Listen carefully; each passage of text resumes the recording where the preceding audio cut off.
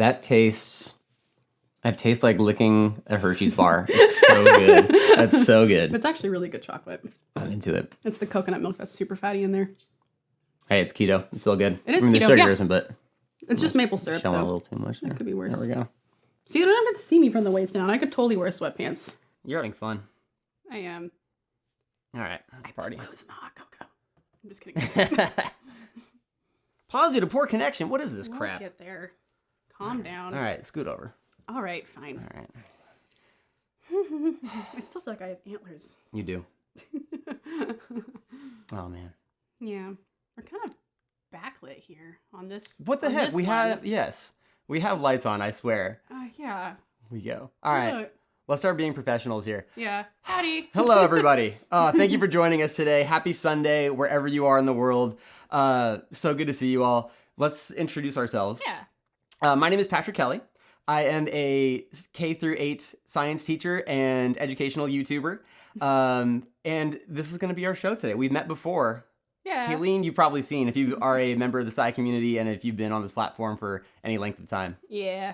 I hang out here quite a bit, but I'm usually from a wine perspective. So I also am a fellow through the Center for Innovations in Teaching and Learning. I am a graduate pedagogy fellow, which is basically a really fancy way to say that I am trained in pedagogy for higher education. So today we're going to be talking about pedagogy, and this whole series is about pedagogy. It's true. Yeah, we both have educational backgrounds.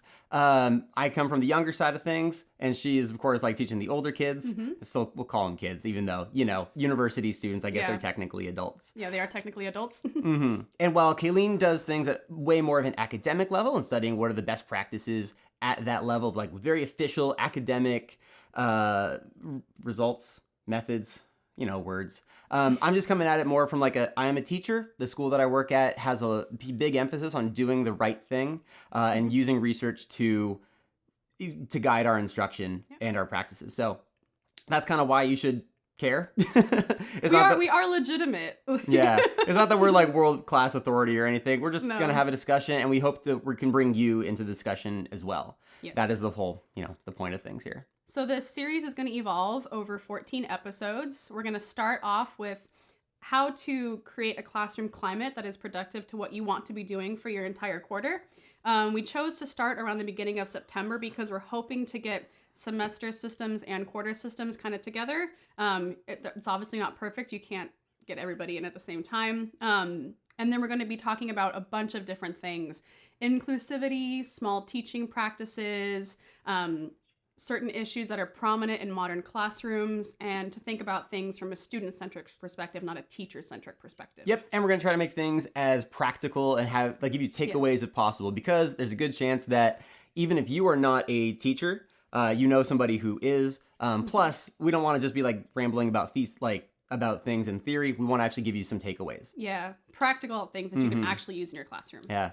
Speaking of which, I'm seeing a couple of my students, my ex-students, start to join the conversation, which makes me so happy. That Welcome. is rad. That's Welcome. super cool. Cool. Well, let's go ahead and get started with some content then. Yes. Okay. One of the things that we really want to place an emphasis on in this show is the idea of a student-centric classroom. And I want you to kind of think back to your own education, or maybe you are in formal schooling right now, and to get a get a picture of how your typical classroom or how your typical lecture, lab, whatever looks like. If you grew up in America, if you grew up in any country that has one person at the front of the classroom and then a bunch of students that are all facing forward, that is a teacher-centric classroom. And we are aiming for a student-centric classroom. And that doesn't necessarily mean hey, you are now flipping everything around and we have a bunch of tables, and no, it just means that the attitude is shifted toward to give the student a greater emphasis. Correct. And there are multiple ways that you can create a student-centric classroom. It doesn't always have to be what we'll talk about a lot. It's active learning and all of these things. Student-centric is really a mindset more than anything. It's also practical, but it's a way of thinking about the education as being a facilitator of knowledge and not necessarily a dictator of knowledge. So teacher-centric classrooms can be thought of as dictating knowledge, whereas student-centric classrooms, you are there to facilitate knowledge. And that's a little bit, that's weird to me. I mean, it's just so surprising that that isn't the priority already or hasn't been the priority forever. Because if our goal is to be good teachers and to equip our students with knowledge, or at least empower them to learn more, they're not... I feel like the greatest lessons have been done by demonstration and exposure and being deeply involved in your own education, as opposed to just being told, this is right, do not question this. Yes. As far as what that actually looks like in practice, we have that, like, what the point of all of this is. Some of the ways that we judge this are going to be, yes, academic performance, because we have to have some kind of way to measure, like, all right, this is working. But it's also going to be engagement, the Correct. active learning idea of things. Correct. So how do you, like, this is a question for you, Caileen, how do we actually get students actively engaged? Like, what is the purpose of active engagement? Yes. So there are a lot of studies that show that when you are active in any way, and this can be physically moving, this can be communicating, this can be writing things down, you create new neuronal networks because you're forced to be an active participant in the education. So oftentimes if you are passively learning, and I'm sure we can unfortunately all relate to this, you're maybe thinking about something else. You mean I can't just, like, watch a YouTube video and I've learned everything? You can't just watch a YouTube video and learn everything. If you are passively learning in a classroom, which is typically teacher-centric, odds are you're thinking about dinner, or you're thinking about your other homework that you have to do. Active learning, where you're asked to be writing something or discussing something or physically moving around, forces you to be present in that moment, and then establishes that point in time with that information as well. So it's sort of like a time stamp. And so, and active learning, which is not what we're talking about today necessarily, but we are right now.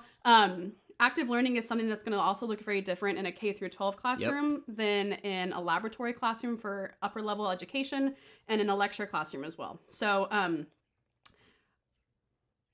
if we're thinking about student-centric classrooms, I think we can kind of start segueing into how students are responsible for their education. Mm-hmm. So, and this comes into the idea of, again, being a facilitator of knowledge, not a dictator of knowledge. When students are responsible for aspects of the classroom, including their own education, they tend to take it more seriously as well. And what are, I guess, I can think of some of those on the K through 8 level, and then I want to definitely hear, like, on the undergrad level. Taking ownership of your education is something that is kind of, I guess, could be kind of new. Like, you are an adult. If you're a teacher, you are responsible. Just somebody has blessed you with a magic wand of adultness. You are a grown-up now. You are a grown-up now. Congratulations. I trust you with a bunch of 8-year-olds. Yeah, no thanks. I'm a professional. Either way, yeah. So there's like an implicit trust that you are at the front of the classroom, and so you must know what you're talking about, and so the onus is on you to, like, be a good teacher. I think that there is still, of course, like, you have to be trusted with the responsibility to convey information very well, but we also can trust students. Like, every time that I've given students a responsibility, for the most part, I'm impressed with how well they can follow through, or with how much creativity they can pour into an assignment. Yes. Oh my gosh, like, some of the video assignments and, like, creative writing assignments that I got last year were just, like, blowing me away with how well they did. And it was great. Like, I loved seeing that. But when you put that student in charge of whatever they're doing, again, like, I teach primarily junior high, so, like, you have a lot of creativity and a lot of ability to do cool things. That student is so much more invested. They're actively learning. Yep. They're not just falling asleep. And you say, like, you're thinking about dinner. No, my students are thinking about dank memes. TBH. I'm always thinking about dinner, though. Like, at breakfast, I'm thinking about dinner. I'm thinking about naps as soon as I wake up. Yeah. I need more sleep. Is it okay to take a nap? Yes, of course. Yeah. No, this is called sleeping in at that point. Yeah. Either way, you're finding ways that students can be more empowered, and they can take a bigger charge of their learning. Because and this is something I never understood as a student, why would a teacher just want to stand up and hear themselves talk for 15 minutes unless they were super self-absorbed? And again, coming in from a teacher's perspective, and I love talking about myself, yes, but I'm not that self-absorbed. My job is to teach students and to make sure information gets from point A to point B as efficiently and effectively as possible. A very easy way to start bringing in self-responsibility on education is actually through the process of peer or self-assessment. And so there's this idea that, I mean, Patrick mentioned it at the beginning, you have to have some way of monitoring progress. And oftentimes we think about that in, A's, B's, or C's. We think of them as canonical grades. That's what you give people for an assessment.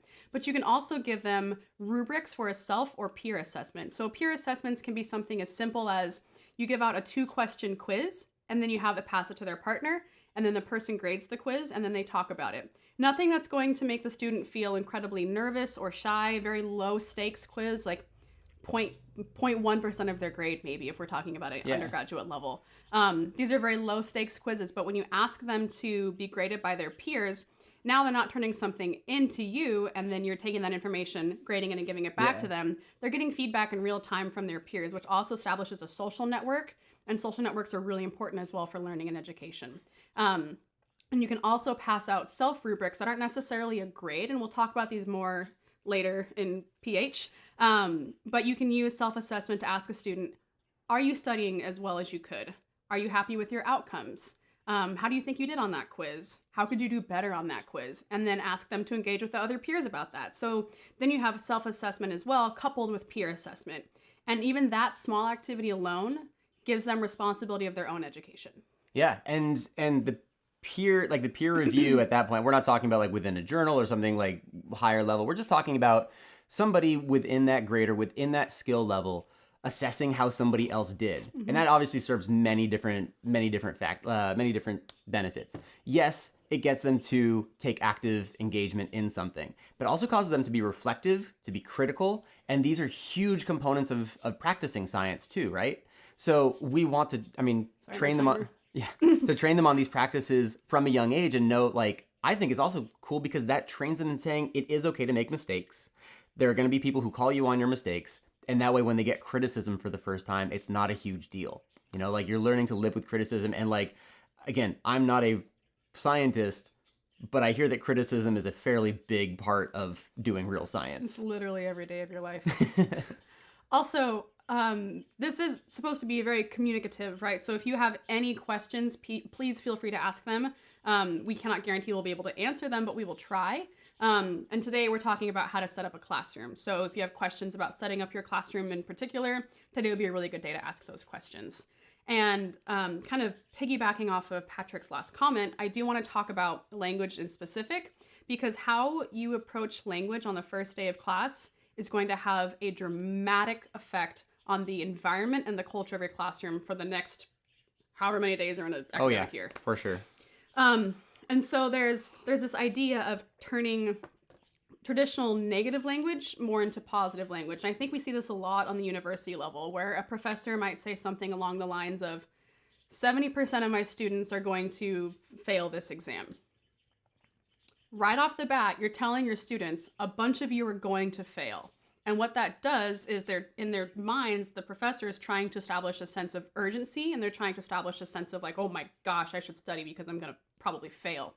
But what actually ends up happening is the student ends up thinking, well, I'm going to fail anyway, so what's the point? And then, it's defeated from the top, like from the beginning. Yes. Another example we often see, is if you don't pass this class, it'll be very hard for you at the high school level to get into a good college. Yeah. And so those are the kind of ways that negative language can slip into the K through 12 environment, and also how it can slip into the undergraduate environment. So instead of saying things to elicit fear and hope that you're going to get a good response, you might want to change that into a more positive tone, which sadly sometimes takes a lot of effort.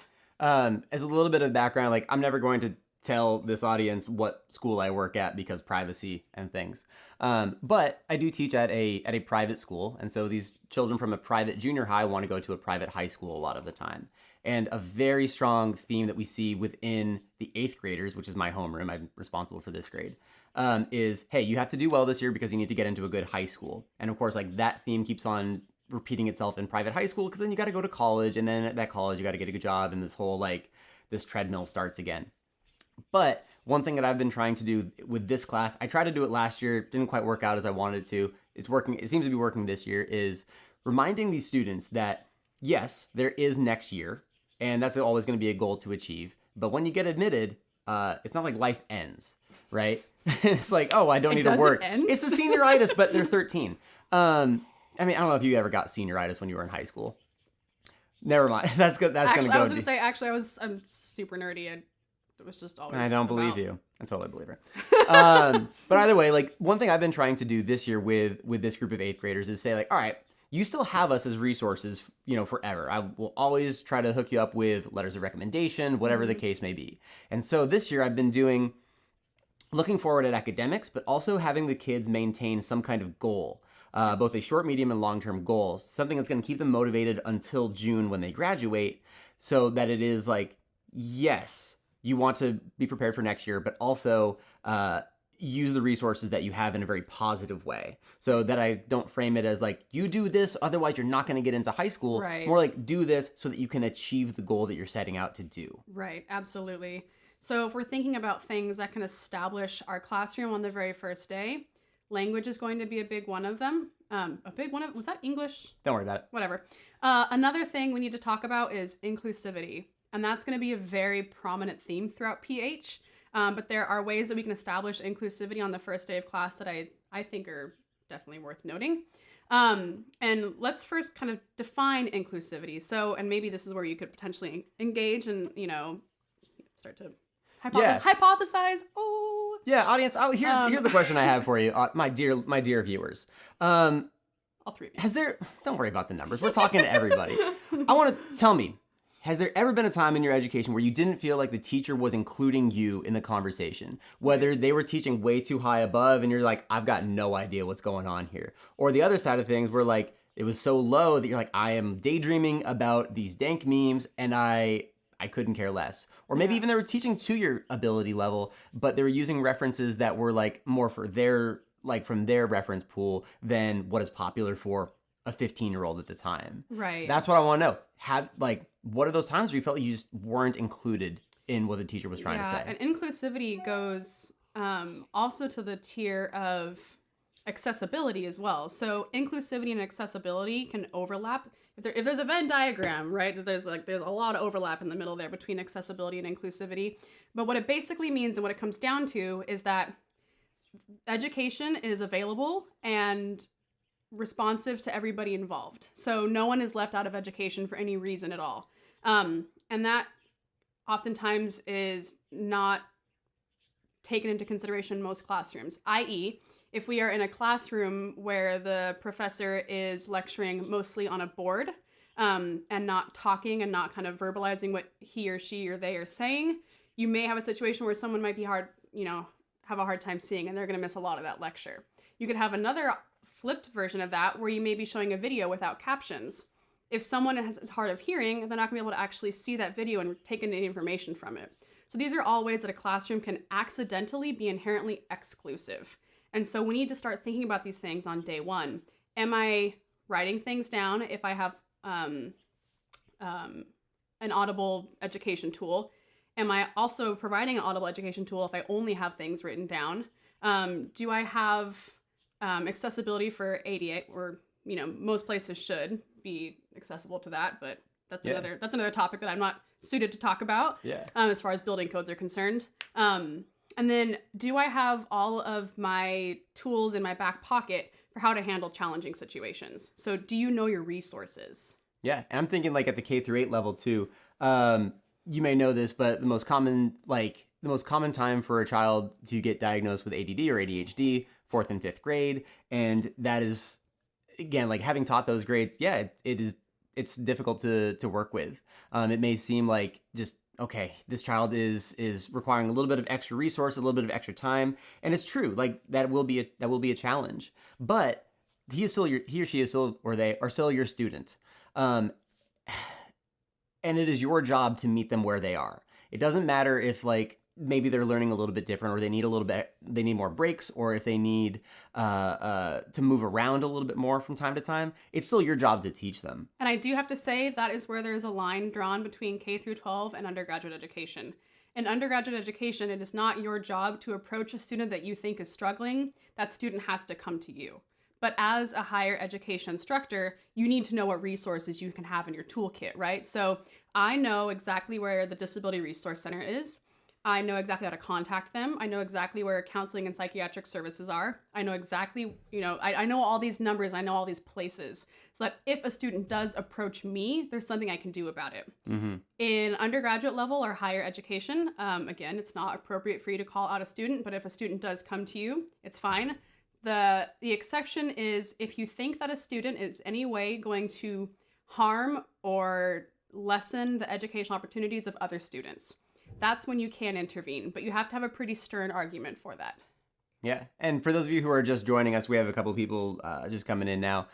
Today we're talking about best practices in pedagogy and teaching for setting up your classroom and to set up an inclusive, student-centered environment within your classroom. Yep. And so we just got done talking about kind of where that line is with K-8 versus undergrad in how to but approach students who may need a little bit of extra help. Yes. And in K-8, one of your biggest resources is the parents. Okay, because obviously, these are minors. They need some permission from their parents to do things, and so we have to work with parents a lot of the time. Sometimes they're fantastic and they go along with everything that we want to do and they're very supportive. Either way, their family lives, not our responsibility, but it is our responsibility to work with parents to make sure the success of the kid is working out. Right. Yeah, just understanding that as a resource that you have is the parent. Both in everything from driving them to school a little bit earlier so that we can have some one-on-one tutoring before school, to doing maybe supplemental tutoring outside of the home or outside of the school. Right. So the resource that Patrick is referring to for inclusivity, because he has to play a larger role in the I don't want to say kids, but I don't think of a better word. Students' education is parents. We don't have that resource as higher education instructors. And so we have to be aware of institutions that are probably within your university. And I don't know everybody's university, obviously, but I do challenge you, if you are even a teaching assistant or a TA, it is kind of your job to know what those resources are. And we'll talk a little bit more later about resources that you have specifically as a teaching assistant, because that is a very unique role in a graduate student kind of world. But yeah. As far as getting resources both to the parents, to the TAs, to the students, I think how we do that too is going to be different, but also making sure that our students have those is something that we share in common among our populations. Correct. Yes. So I think there's a few overlaps in K-12 education and in higher ed. I would like to point out that one of them is probably hot cocoa. We're drinking hot cocoa today. That has nothing to do with it. I think that Caileen really wanted... This is amazing hot cocoa. I am so proud of my hot cocoa right now. Yeah. Anyway. Didn't matter at all to the conversation. Didn't matter at all. I just really am so proud of this. Congrats. So the parallels between K-12 and higher ed are the language matters, of course. So day one, you have to be proactively positive, and that is challenging. You have to be aware of your resources. Your resources are different, but you also have to be aware that you are trying to establish a classroom where they are responsible for their own education, a student-centric classroom. I think those are the three big takeaways for a first day of your class. Yeah. We did something similar this year with my 8th grade students. In our school, and I imagine at a bunch of other schools, there's some kind of a system in place to make sure the student is accountable for their homework. It could be, again, in the younger grades, it's probably the teacher going around every morning and saying, all right, I'm checking off to make sure that you've got all your worksheets or your spelling book all completed. Mm-hmm. In junior high, there is a little bit of that, especially 6th, 7th grade. But when I get my 8th grade students, I've established actually a way of community responsibility or community accountability. Yep. So I've assigned one student per academic subject, science, social studies, math, language arts, etc., to fill out the homework for that night on a Google Calendar that's shared with the entire class, and they update it every day. So not only do they have to have their own responsibility in their own little notebook to write down their homework, but they're also responsible for the rest of the class. So that right away puts them in charge of the success of, yes, themselves, but also to others. Exactly. And I don't know if you know this about 13-year-olds, but they're really concerned with looking good in front of their peers.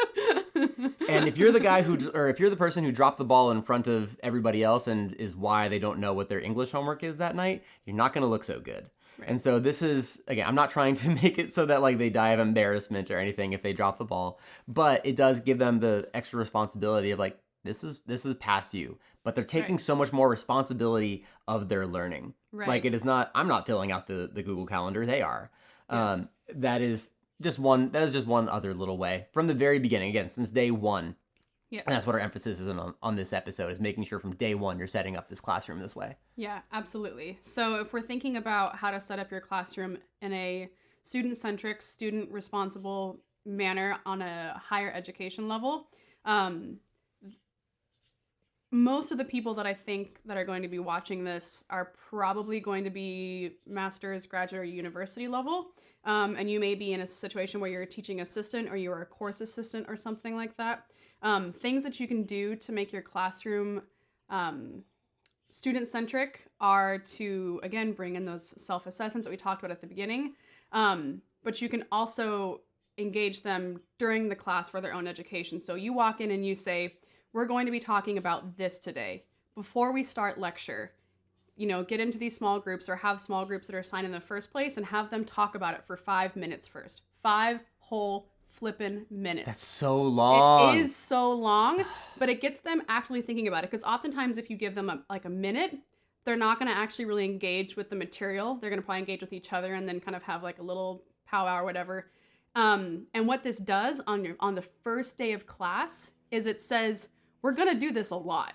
So get used to this.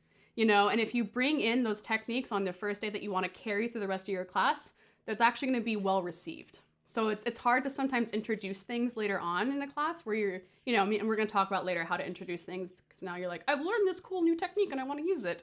But if you want to bring in discussion, bring it in on the first day and make them do it for like 5 minutes. Yeah. And I'll just give a little bit of a nod to this because I am in junior high at a very small school with discipline. Like I hate using the word discipline other than like the point of using discipline like detentions or like any of that formal stuff is so that they can be more disciplined in doing their work and taking an active engagement in their learning. Not because like the teachers have a giant whip and they are masochistically like enjoying these students suffering.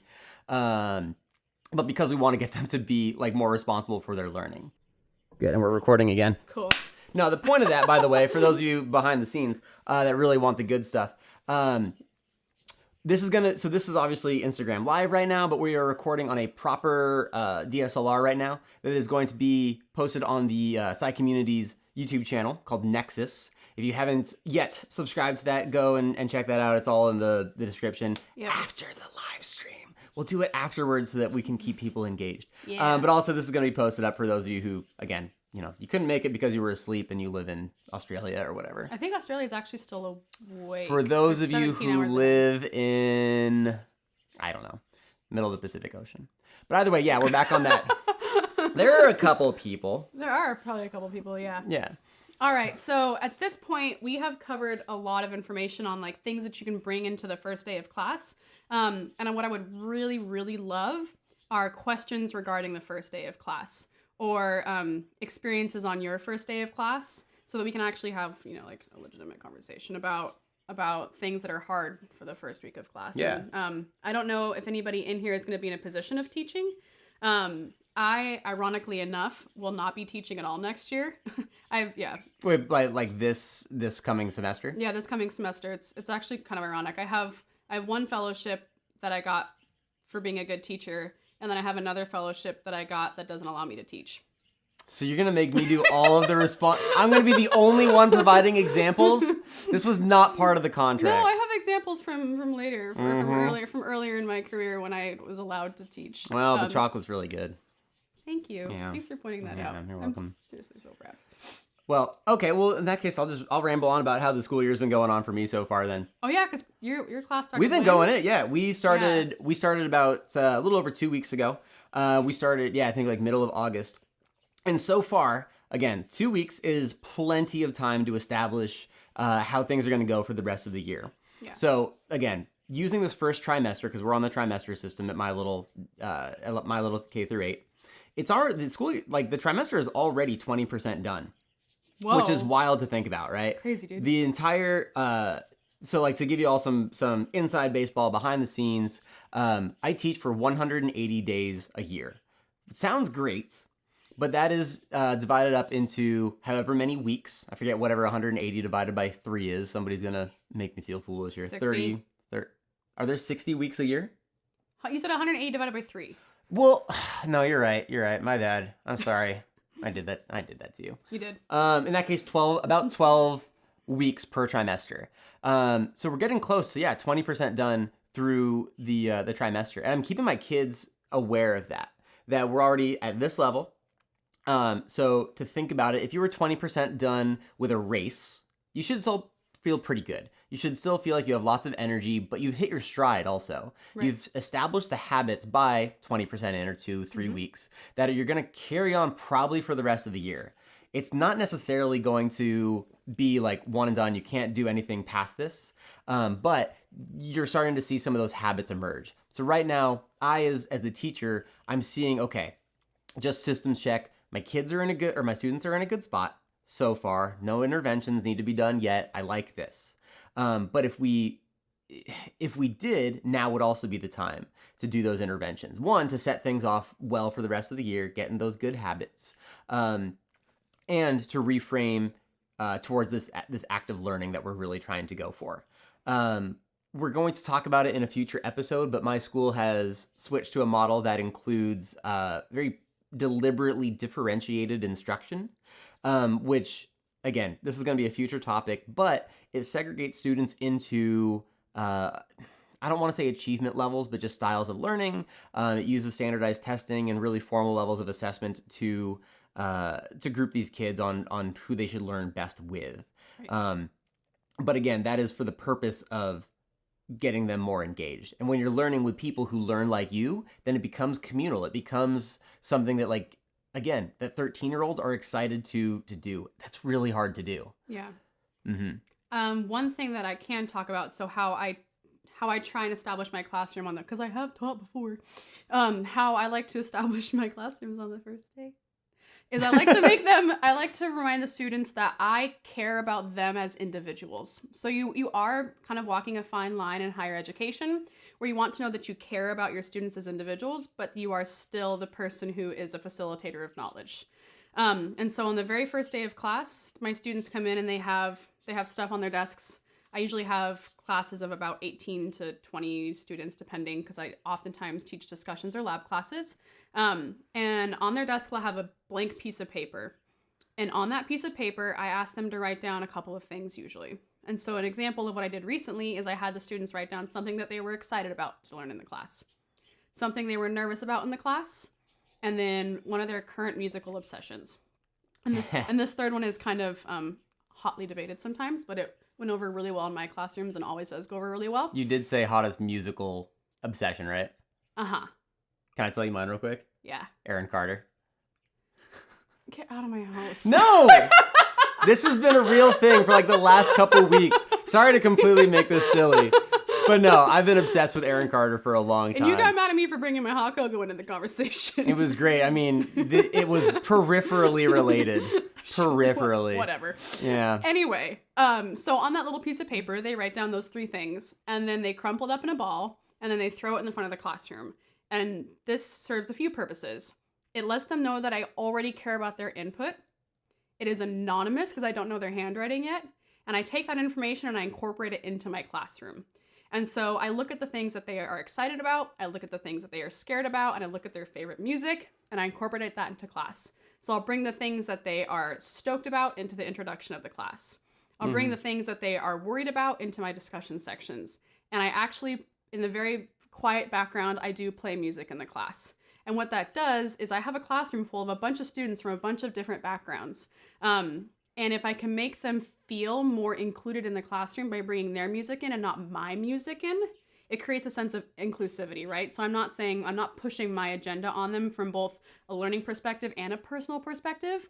I am pushing an educational agenda, but I'm pushing it within the constraints of a classroom that they are helping to design. Yeah, absolutely. I'm thinking of now like my K through 8. teaching science at the junior high level, obviously there's going to be a bunch of new concepts that are introduced. And so you get to have a little bit of fun with them. And so like right now I'm teaching 8th grade physical science, which right now we're focusing mainly on like Newton's laws and just traditional mechanics. And so I sucked at Newtonian physics. do you remember the calculation for speed? It's something over something. It's okay, biochemist. Velocity is involved. Velocity is definitely Velocity is speed as a vector. But it's okay. You're a bio. You have cells and ask me how to purify proteins. I don't know how to do that. But either way, like again, same thing. Like I have my references are 90s video games and apparently like boy bands and a little bit of punk rock, and I have my references and they have theirs. I am not at the point, like, yes, I think they're technically millennials, but like, again, on the edges of having the same references. Your students are not millennials. They were born in, don't worry about it, whatever 8th graders are in 2005, whenever. But either way, like our references are a little bit different. So I've had to learn their set of references to meet them at their level. So whether it is getting their musical interests or incorporating like, as much as I hate it, like incorporating Fortnite into teaching. Fortnite is a popular video game right now. Okay, I was like, what is Fortnite? yeah. Anybody in the comments play Fortnite? Ah, jeez. But yeah, so like getting to work those angles into my teaching to say like, all right, this might be a silly example, but at least it shows that I'm caring a little bit about what you have to say. Same thing, like I have... and I'm bringing that input into my classroom. Yep. Our classroom. Student-centric. Yeah, not absolutely. Patrick-centric. Yeah, exactly. Like, I don't want it to be just like, look how funny Mr. Kelly can be, although that does come across sometimes. No, it should be like, all right, I'm trying to make this relevant to your life and give you the opportunity to see these things in your own life. Because isn't that the greatest thing about science, that you get to take your sense of wonder and curiosity and amazement and see the world in an entirely new lens? That is the coolest thing. Yeah. I have a few students who really don't care about science or don't care about grades right now. That's fine. That's fine.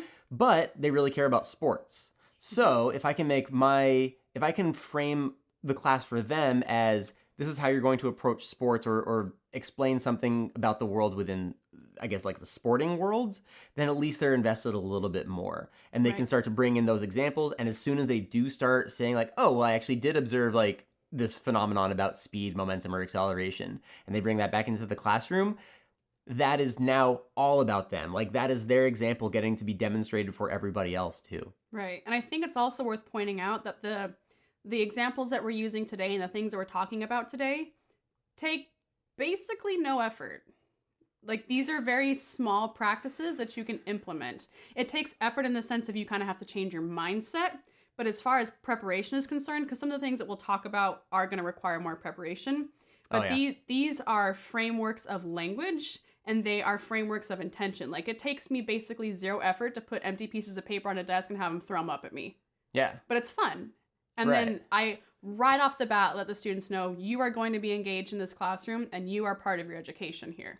As far as zero energy though, I agree, but I want to add like, but what if you're a teacher who's been doing the same thing for 25 years?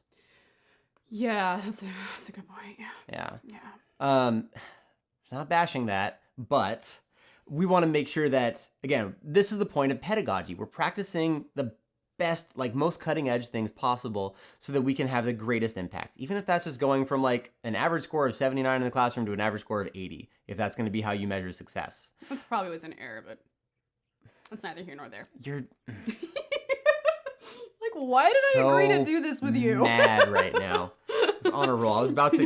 Okay, but either way, like Let's go 78 to 83. If you're moving the needle forward in some meaningful way, that is the point. We're looking at what can move that needle forward. Right. Thank you for those of you who are like sticking around, and I appreciate that. Yes, at least it's not Minecraft. I've made Minecraft references too, because I guess 1 block is 1 meter, and that allows us a really easy way to do calculations. You know what Minecraft is, right? That's with the bombs and the red X's, right? The blocks? Everybody, please go to Caileen's page and leave Minecraft videos if appropriate. Oh my gosh, if anybody in here remembers the very first time we did this and how how much I don't know pop culture, it's not gonna get. You're not missing out on much. Although I'm gonna be buying a Nintendo Switch soon. And I will have you play some of those games because they're fantastic. I actually had. So I had my obsession was like Donkey Kong and Super Mario Brothers. I was obsessed with that. And they're still around. Those franchises are still around. Yeah, but like on the original Super Nintendo, like the original one was the block. That was just Nintendo. I was like a step up from that. Yeah, Minesweeper. Yeah. Thank you. Oh, I am thinking of Minesweeper. Thank you. Yeah, thank you. Yeah, that was the one that was on the OG the old computers. Windows computer. Shout out to the pinball game that was on that. So what's mine? Never mind. Don't worry about it. It's not important. Relating back to pedagogy though, there are times where I've gone and made. Yeah, thank you, Dan. There are times where I've gone and I have a reference set of I know a bunch of old Pokemon stuff, and again God, you would. I know a bunch of old Pokemon references, and that has helped me make connections to biology, for instance, really, really well. Not just in the on the nose evolution stuff, for those of you who understand Pokemon references. But it's really helped me relate to those students quite a bit more because now I have the same set of references. I'm surprised. Again, I'm 29. I graduated 8th grade in 2003. SpongeBob was popular then. It's still popular now. Is it really? Well, the references you can still understand. Wow. I think too, Vines. I don't want to make too many popular references in front of you because you're not gonna know what I'm talking about. Vines, like grapevines? Wine stuff. I see. No, that makes sense. I should have seen that one coming. No, is this video hosting app? I'll show you some compilations later. Okay. You will die of laughter. Okay. Anyway, do we have anything else to talk about on this outline? I feel like we are getting far away from this. No, we were discussing how to bring students' perspectives into the classroom, and we ended up on Minesweeper. But that happens. You want to talk? I guess about teaching to the different. I don't know, because you've been teaching a little bit as well. Yeah. A lot of it. How maybe you can give a demonstration or a story about how you've actually had to apply teaching one class versus teaching another, whether that is ages, whether that is at different schools. Tell us a story. So I think in the university, and we'll talk about this again later in PH, so I don't want to bring it in too much right now, but there are 3 main types of classrooms, and then there's an additional learning scenario. So we have lab classrooms, we have discussion sections, we have big lecture halls, and then we have office hours. And all 4 of those need to be student-centric, although some of them are easier to implement than others. And on another token within that topic, oftentimes as graduate level students, you probably will not be in charge, in the US at least, of hosting a big lecture hall, although I do think that's different in other countries. And so the practices that you take into those classrooms are going to be inherently different.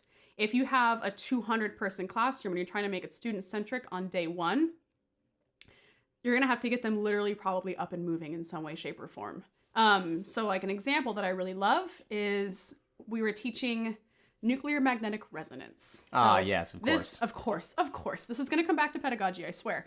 And nuclear magnetic resonance, or MRI technology, is based on a magnetic moment, and you spin, your protons spin about an axis. And so to have the students understand how magnets work, we had them all spinning in circles, and they were out of sync. And after a while, we had them all sync up when we turned on this pulse that makes the actual protons sync up. And then they were all syncing together again. And then they got out of sync, and we talked about how that gives rise to an NMR spectra. We also asked people where they were from, not in great detail, but in a big classroom, we said, how many of you are from X place? And then we graphed it on the screen. How many of you are from Y place? And we graphed it on the screen. And if you were farther away from the university when you lived, you were farther downfield on the NMR spectra. And so these are all things that you can use to bring students into their education in large classrooms. You can poll students. You can make them physically move. And that lets them know that you are trying to get them to be an active participant in their education. Way easier in discussion sections because you have the most freedom there as far as a higher education classroom is concerned to have students be in small group discussions. You have more freedom for self or peer assessment in those discussion sections as well. Yeah. Lab sections, you have to be more careful because safety is your priority. But as long as you're within safe boundaries, Labs are inherently active learning because you're using your hands and you're getting involved, so that makes it actually quite easy.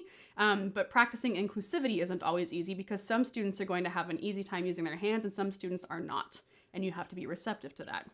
Yeah. Office hours, oftentimes in my office hours, because I'm not gonna lie, my office hours are popping. In my office hours, I usually have anywhere from 3 to 10 students in my office hours, and anytime I can have another student answer a question and not me, I do that. And so what that does is, again, it establishes an environment in my office hours where I am here to facilitate your knowledge. And it seems like Susie over here might be able to answer your question, Brian. So instead of me answering it, I have Susie answer it. That helps Susie retain the knowledge. That helps establish social networks. And again, it turns it into student-centric and not Caileen-centric. Yeah. And I think from the, like, in the junior high, like, it's almost exactly the same. It is pretty eerie how similar it is.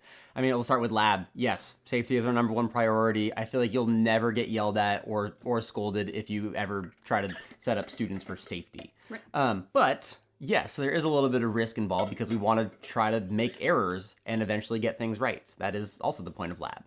Yes. Real life. Yeah, that's real life lab. So, sorry, an email just came in, distracted me. It's okay.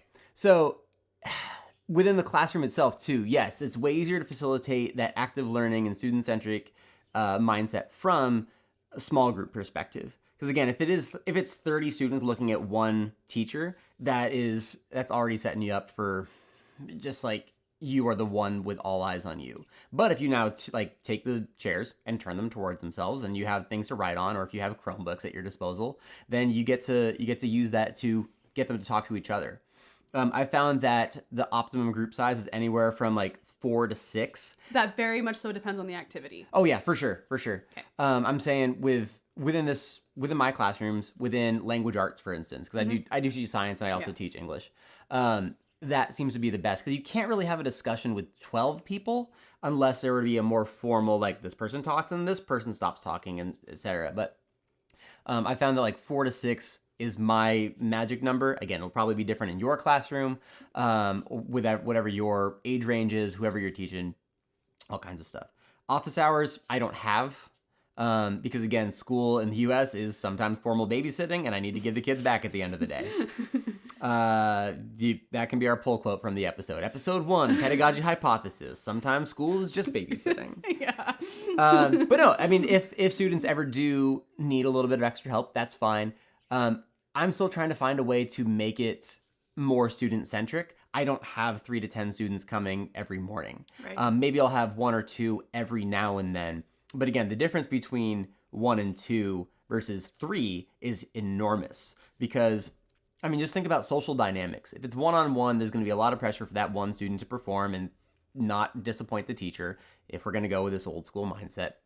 If it's 2, it's, you can believe that as a student that both of you don't know what you're talking about. But as 3, and think about this like next time you go into a car ride with 3 people versus just 2 people. 2 people are going to try to fill the conversation with any means necessary. There's never supposed to be any awkward moments because, again, then it's your fault that the conversation isn't going well. Right. With 3 students, then you can start riffing and, or 3 people in the car, whatever model we're going to use here, that now changes the dynamic. Right. 4 and up, now it's a group discussion.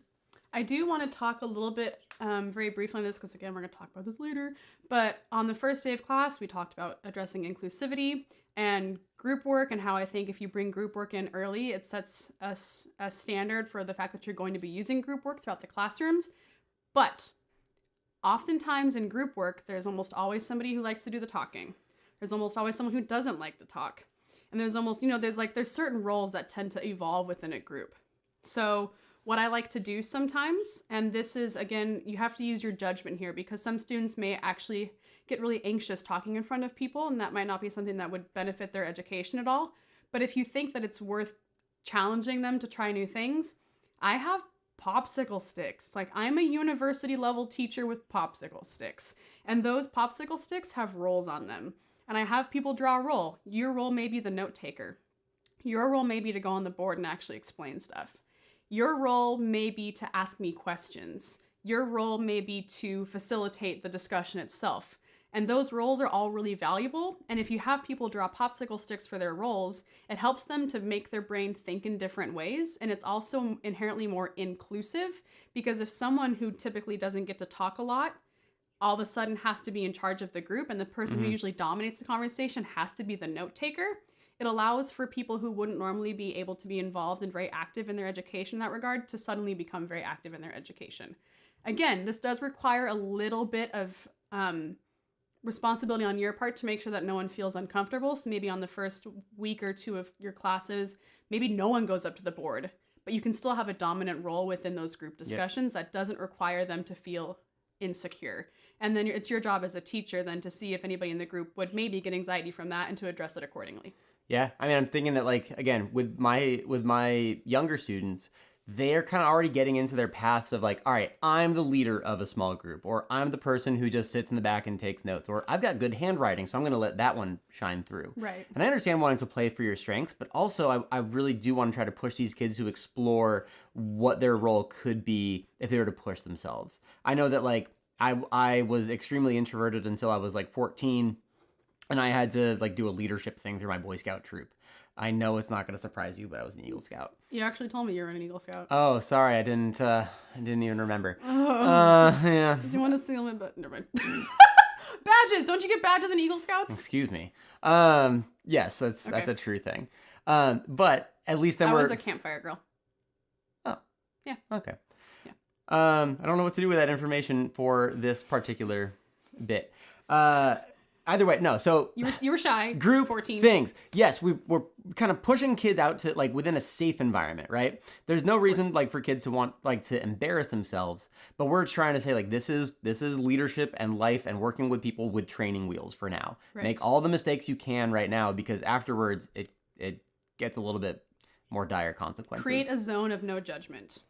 Yeah, and that's tough to do because like 13-year-olds do judge each other a lot. Yeah, they really do. Yeah. It's kind of harsh, actually. Yeah. But again, if you as a teacher set the example, and again, this is because I think there's this dividing line of like physical dividing line between like my student population. They're still coming into their own, like they are becoming the people that they are going to be into adulthood and getting some of those personality traits. You have the opportunity, and I'd say the responsibility, to push them into at least good influences and good habits. Yeah. That might not be anything that you could do at the university level as far as like, hey, you have, poor study habits, like try this. That's what those self-assessment rubrics are for. Yeah, then you get to do it to yourself.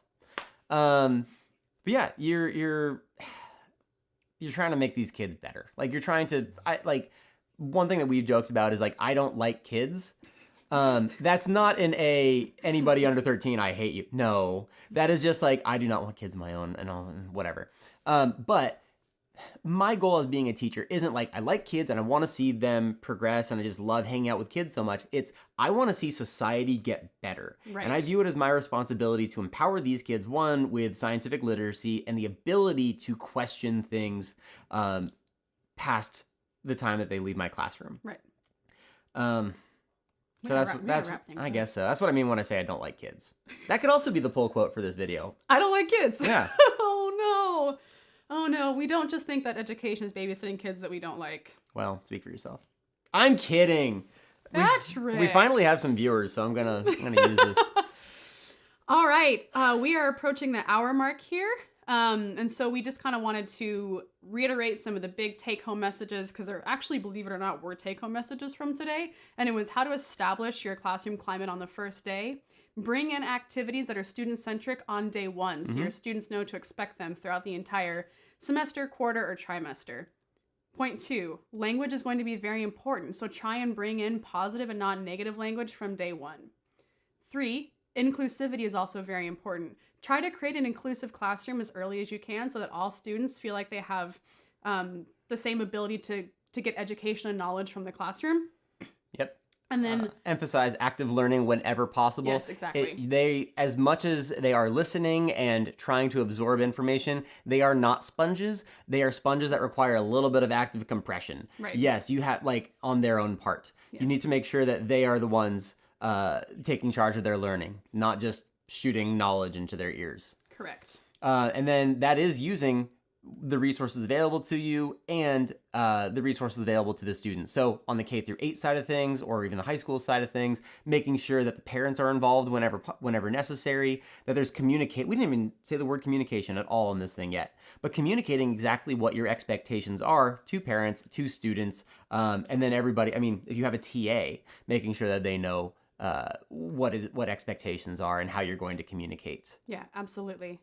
So we will be doing this series, Pedagogy Hypothesis, for 14 weeks. Yep, hopefully going again past my first trimester. This is going to put us into, I think, December, or at least the end of November. Yep. So come hang out. We're going to, hopefully the 2 p.m. time slot will work. If it, we'll hear your feedback as well. If you want us to go earlier, later, we're open to change if necessary. But in the meantime, again, if you missed this as the live stream, or if you're just tuning in now, this is going to be on the SciCommunity's YouTube channel called NEXUS. Yep. That is linked up in the SciCommunity's bio. You can check that out. Yep. And next week, we'll be discussing in greater detail inclusivity and diversity. And I think that is a topic that is incredibly important. So we're going to get it out of the gate as early as we can. So join us next week for that, Sunday, 2 p.m. Yeah. Assuming that you like this time. And bring your stories too, because Yeah. one thing that was great about the first time that we live streamed together was just so much interaction, and we loved it. And just getting to talk to the audience is probably one of the greatest things about this project. Yeah. We want to hear about your education. We want to hear about education experiences around the world. Right. That is, again, one of the cool things about this community. So make sure Absolutely. to, tell your friends. That is probably the single greatest thing you can do if you want to support this show or the SciCommunity in general. Just share it. Just be like, yo, there are these incredibly charismatic people that you can hang out with at 2 p.m. Sometimes share smart knowledge. Yeah. Yeah. Yeah, that happens from time to time. I guess we should wrap up because we are running out of time here. Yeah. If they want to follow you on the internet, who are you? How do we follow Caileen? Yeah, so I am Caileen Bryson. My Instagram handle is the only thing I have right now, but that is going to change very soon. My handle is K Marison. It's Caileen Marie Bryson. CAIMARISON, I believe. And that's my personal page right now. So you can come hang out with me. I talk about wine and dogs and running a lot, and then a little bit about pedagogy. Yeah, and if you want to, and you can just backtrack in the story as well. Yeah. See the you can see these faces. You'll recognize this. Yeah. And then I'm at Patrick Kelly with an underscore at the end, but most of that is going to be bikes and things that are in my own life. I don't do any science communication through Instagram. I'm pretty exclusively on YouTube. There's some good blooper reels on your personal Yeah, page. but for the most part, just go to the YouTube. It's youtube.com/corporis, CORPORIS. That's in my bio, and it's one of the channels linked in the SciCommunity's YouTube as well. Yeah. So again, 2 p.m. next week. Come join us. It has been awesome hanging out with y'all today. Thanks, guys. Bye. You're the best.